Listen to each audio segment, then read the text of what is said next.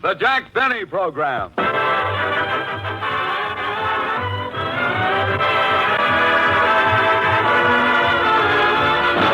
Jack Benny with Mary Livingston, Phil Harris, Rochester, and yours truly, Don Wilson.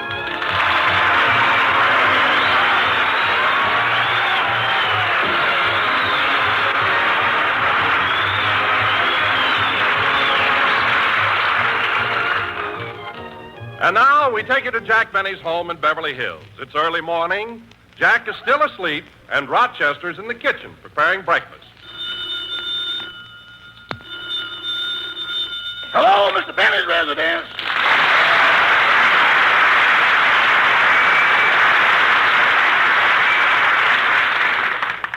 Mr. Benny's residence, star of stage, screen, and radio. So whether you go out or stay home, he's got you trapped.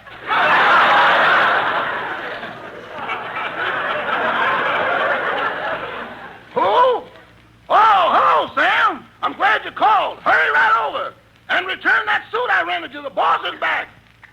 I know your week ain't up yet, but I'll give you your money pronto, pro rata, and providing I'm alive when you get here. That's right. And Sam, we should pass the word along to the rest of my clientele. Goodbye. Well, I guess I'm safe now. Uh-oh. I'll have to dig up some excuse about Mr. Benny's tuxedo. Doggone, when I rented out for Jerome, how did I know they was going to cremate him?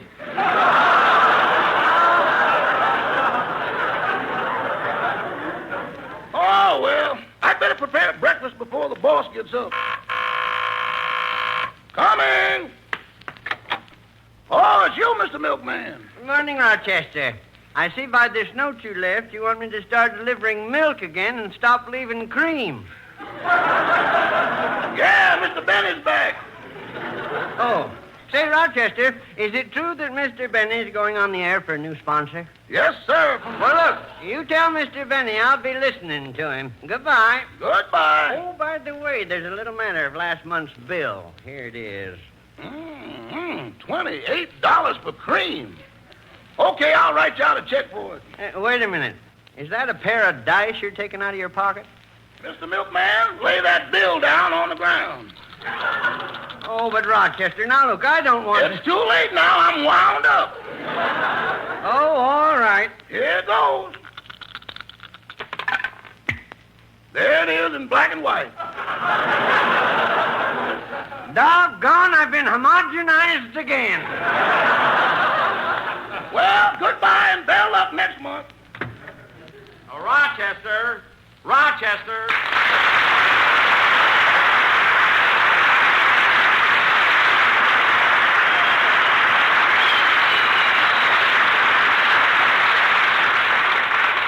Rochester. Oh, good morning, boss. Sit right down and have your breakfast. Thanks.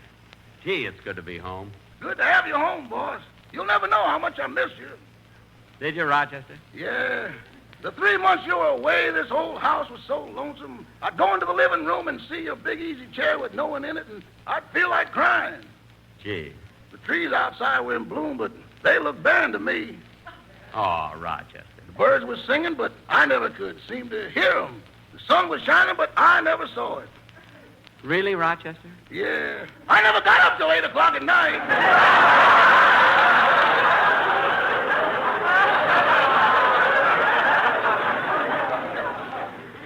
Now, cut out this nonsense and get me something to eat. What are we having for breakfast? Huh? I said, what are we having for breakfast? If this was last season, I could mention it.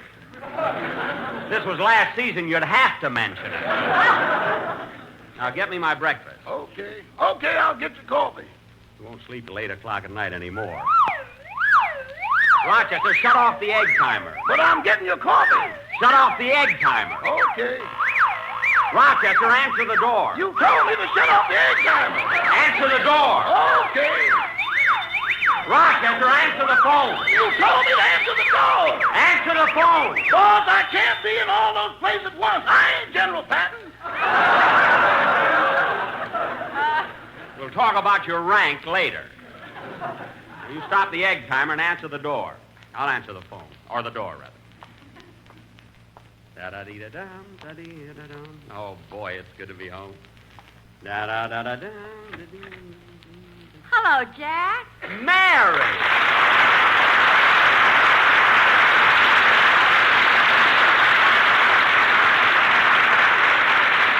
Gee, it's good to see you. Gosh, Jack, you look wonderful. I got to give you a great big kiss. Oh, Mary, not out here on the front porch. Another one.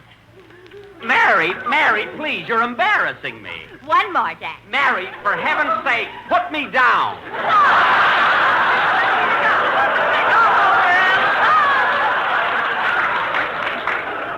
Please. Oh, Jack, what are you ashamed of? I haven't seen you in 3 months, and that's a long time to go without a kiss.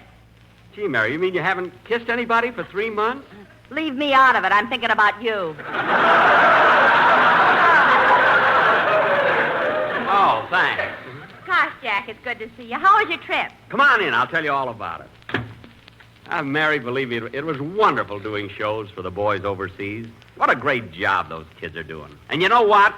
If I were 20 years younger, I'd be right out there with them. You said that during the last war. Well, I meant it then, too. I mean, Mary, stop mixing me up. I was in the last war. Remember, I was in the Navy? Oh, Miss Livingston, hello. How Hello, are you? Rochester. Mr. Bentley, that telephone call was from your sponsor. My sponsor? You act like you're surprised you got one. Well, I'm surprised he called. I wonder what it's about. Maybe he wants to... No, he wouldn't be giving me a bonus so soon.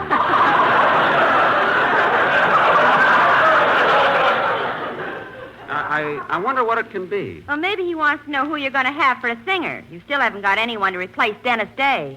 That's right, Mary. You know, confidentially, I've been considering Bing Crosby for my singer. You know, he's starting to get popular now. Well, Jack, I don't want to disillusion you, but you're not going to get Crosby for $35 a week. I wasn't thinking of $35. You ain't gonna get him for what you're thinking either.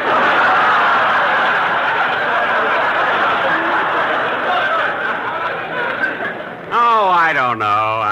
Oh, Jack, what are you talking about? You can't hire Crosby. He makes thousands of dollars a week. Well, hey, maybe I could get his little son, Larry. He sings, too. Or for $5 more, maybe I could get the twins.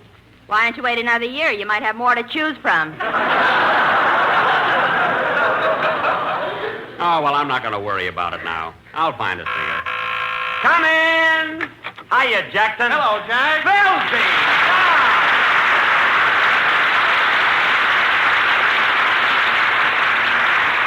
Hiya, Mary. Hello, boys. Oh, Jack, that trip did you a lot of good. You look wonderful. I feel good, Don. I really do. Although I lost about 10 pounds. Well, I lost some weight, too, but on me it isn't noticeable. Really, Don? How much did you lose? 84 pounds. Don, you didn't lose it. You just misplaced it. You know, Jackson, it's like old times having you back. I thought about you every day. Oh, sure, Phil. I bet you didn't even know I was gone. I did, too. You left on the day of Flat Top's funeral. You were gone all through Gravel Gertie, and you got back the day after the Brow paid his debt to society.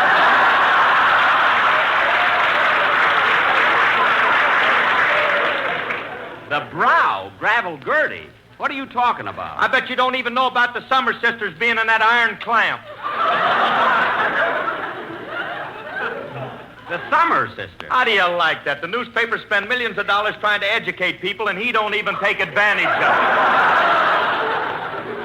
Well, I've been away. I don't know what's going on around here. Say, Phil. Why, Jack, Phil was on the Kay Kaiser program. Well, that must have been nice. For 13 weeks. 13 weeks. Now I know you're a jerk. What do you mean? If you couldn't answer the questions the first week, why did you keep going back?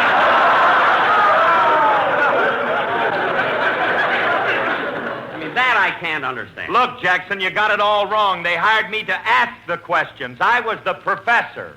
Professor. Yes, professor. P-U-R-F-E-Z. I know how to spell it. O-R.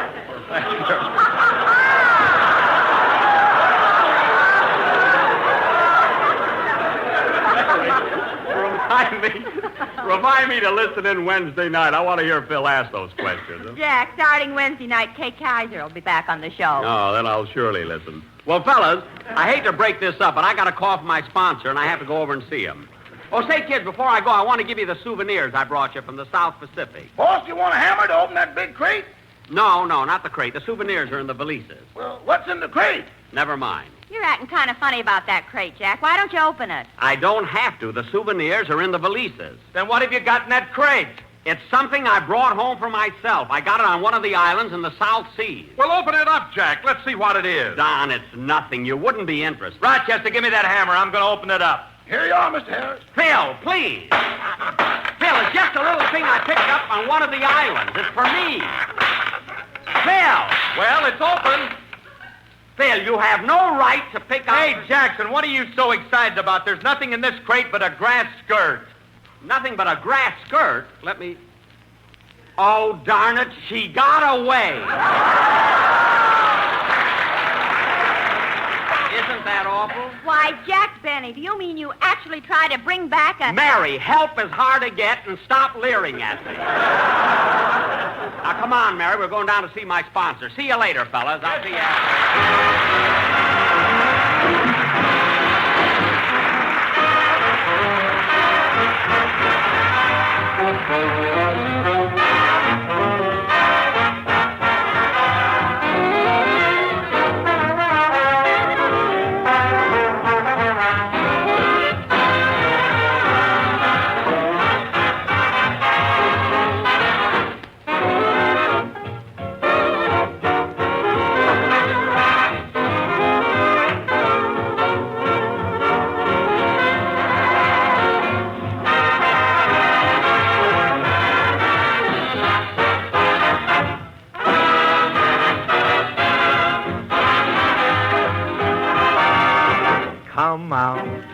Come out wherever you are.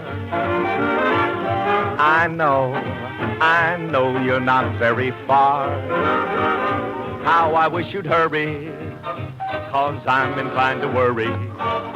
These arms of mine are open, you'll appear. Where are you, dear? Come out wherever you are.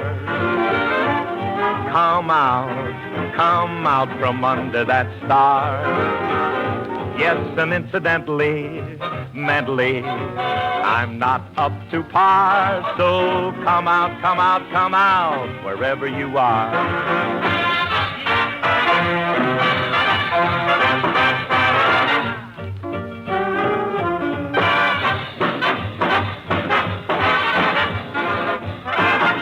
Yes, and incidentally, mentally, I'm not up to par. So come out, wherever you are.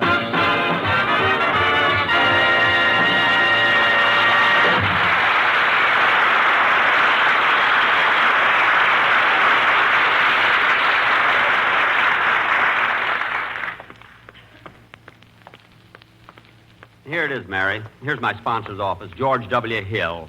Let's go in. Okay. And, Mary, please try and act nice, will you? Oh, Jack, stop worrying. Even though he is your sponsor, you don't have to fall all over him. Don't be silly, Mary. I'm going to treat him just like any other person. But, Jack, you never brought a girl an orchid. Why bring him one? Well, you know, Mary, a man in his position has got almost everything else. Come on, let's go in. Miss, will you please stop into Mr. Hill's office, step in and tell him I'm here? Yes, sir. Well, I haven't heard that side of it before. But continue. Your opinions interest Pardon me. me, Mr. Hill. Yes, Miss Bates? Jack Benny is waiting in the outer office. Oh, good. Tell him I'll see him in a few minutes. I'm in conference right now. Yes, sir. Now, as I was saying, your opinions interest me. I'd like to hear more of them. Well, first of all, Mr. Hill,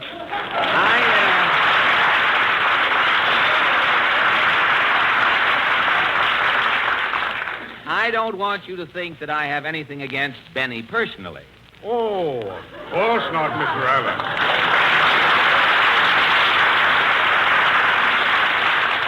You see, Mr. Hill, with Allen, it's 2 receptions to 1 instead of...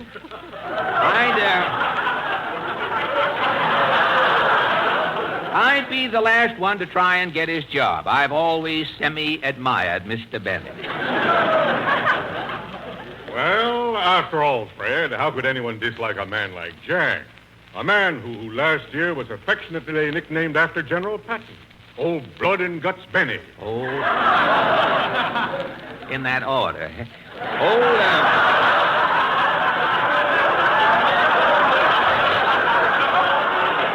Old Blood and Guts Benny. You mean old Toupee and Wrinkles. Old Blood and... Why, you know, Mr. Hill, last week his doctor took a sample of Benny's blood and sent it to the laboratory to be analyzed. It came back with a note saying, "Congratulations. Put an olive in this and you've got a martini." Blood, why, Benny wasn't delivered by the stork. He was brought by a leech. Mr. Allen, hearing you talk, I get the impression that you don't like Mr. Benny. Oh, I'm sorry I gave you that impression, Mr. Hill. I'm really very fond of Jack. He's one of my best friends. It's just that I hate to see him go back on the air and be a flop. But what makes you think Benny will be a flop? He always gets laughs. Mr. Hill. Anyone can get laughs who tells a joke, wiggles his ears, drops his pants, and then shows a Bob Hope movie on the seat of his underwear.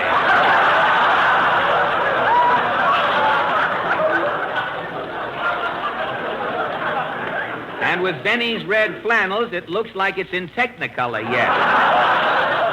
How could he miss? But, Mr. Allen, I'm a businessman. I don't care how a comedian gets his laughs as long as he sells the product.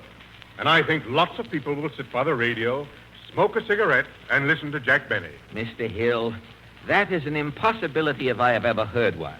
Smoke a cigarette and listen to Benny. How in the world can anyone smoke and hold his nose at the same time? It can't be done. You know, Fred, I'm a little surprised hearing all this. You see, when I hired Jack, I thought he had a large following. No, he just looks that way when he's not wearing his girdle, Mr. That large following is all Benny. Well, look, Fred, perhaps it isn't too late. Do you think I could help the program if I got rid of Benny? No, by all means keep Jack on the program, Mr. Hill. Just cut his part down a little. Oh, cut his part down a little, huh? Well, look, Mr. Hill, I know you're a busy man, and I want to run down the hall and see your assistant for a few seconds. I may drop back a little later. Okay, Fred. You'll find Mr. Stauffer's office quicker if you go through that rear door. I knew he'd be in the rear. Thank you. So long. Now, let's see. Oh, yes. Yes, Mr. Hill. You may send Mr. Benny in now. Well, hello, Mr. Hill. Sure glad to see you. Here, have a cigarette. I'm already smoking one. Oh, well, I'll have another. Mr. Hill, you know Mary. Mary, you know Mr. Hill. Now, I don't mind telling you, Mr. Hill, Hello, that Mr. you're one of Hill. the swell... now, I don't mind telling you, Mr. Hill... that Hello, you're one of- Mary. Now, I don't mind telling you, Mr. Hill, that you're one of the swellest guys I've ever met. Not because you're my new sponsor, but because you're one of the finest fellas in the world. One of the squarest, grandest guys. Oh, Jack, stop pinching his cheek. Oh, nervous. Well, Mr. Hill, here we are. Yes, sir, ready to get off to a great start on our new radio series. Well, Jack, that's what I wanted to talk to you about. Yes, sir. Talk? To me? Is there wrong anything? I mean, anything wrong? Is there? Huh? No, Jack, nothing wrong. Just a routine talk. Sit down. Yes, sir. That's my chair. Oh, I'm sorry. I didn't know it was your chair. Well, you should know. You're sitting on him. Oh, yes. Silly me not to notice you, Mr. Hill. I'll sit here. Now you're sitting on me. I guess I am a little excited, Mary. I'll sit here. All right, if you think you'll be comfortable on that ashtray. Pardon me, Mr. Trey. I mean, I'll just get up. Is this your lighted cigarette, Mr. Hill? Sorry, I didn't see it, Mr. Mr. Hill. Now, Jack, I wanted to talk to you about some things. Yes, sir. Yes, sir. Yeah. Oh, by the way, guess who was sitting in this office just a few minutes ago? Well, I haven't the slightest idea, Mr. Hill. Who was it? Fred Allen. Fred Allen. What was he doing here? What did he want? What did he say? Well, Jack, for one thing, he said... That's a lie!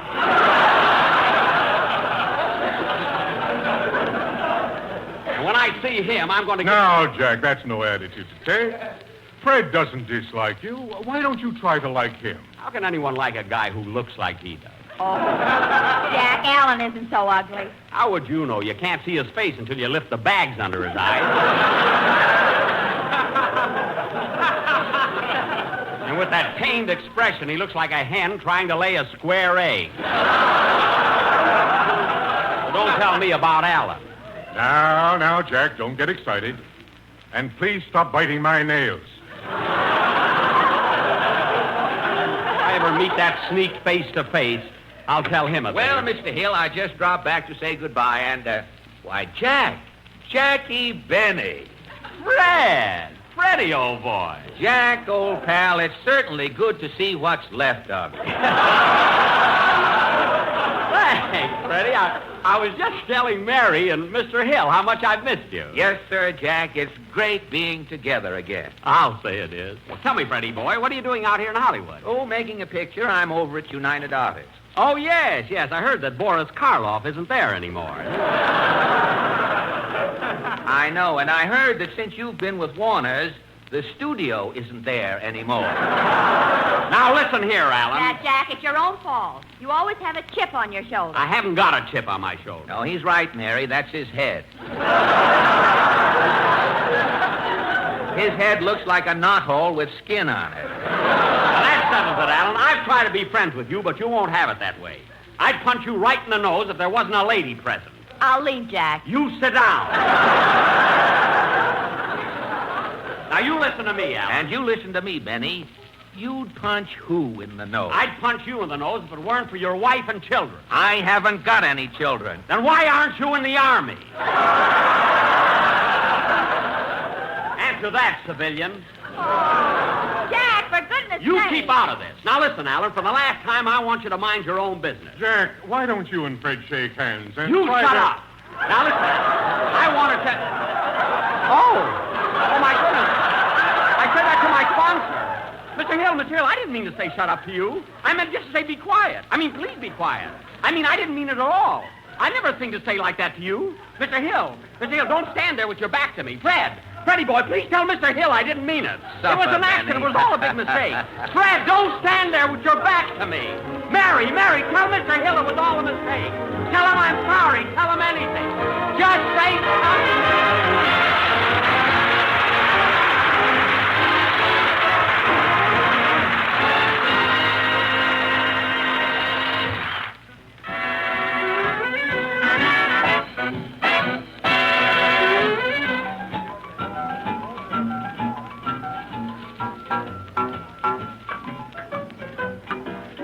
This is the G.I. Jive, man alive. It starts with the bugler blowing reveille over your bed when you arrive. Jack, that's the G.I. Jive. Roodly toot, jump in your suit, make a salute. Boo! Then you wash and dress, more or less. You go get your breakfast in a beautiful little cafe they call the Mess. Jack, when you convalesce, out of your seat, into the street, make with the feet. Reet. Now, if you're a PFC, your duty is to salute L-I-E-U-T. But if you brush the L-I-E-U-T, the MP makes you KP on the QT. This is the G.I. Jive, man alive. They give you a private tank that features a little device called Fluid Drive. Jack, if you still survive, chunk all your junk back in your trunk, fall on your bunk, clunk.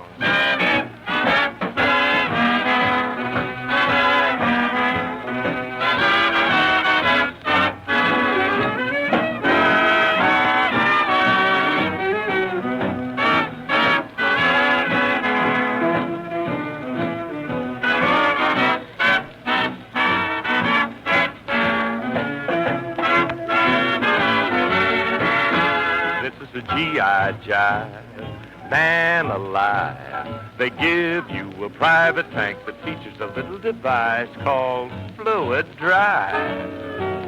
Jack, after you revive, chunk all your junk back in your trunk, fall on your bunk, clunk. Soon you're counting Jeeps, but before you count to 5, you'll be right back digging that G.I. Jive.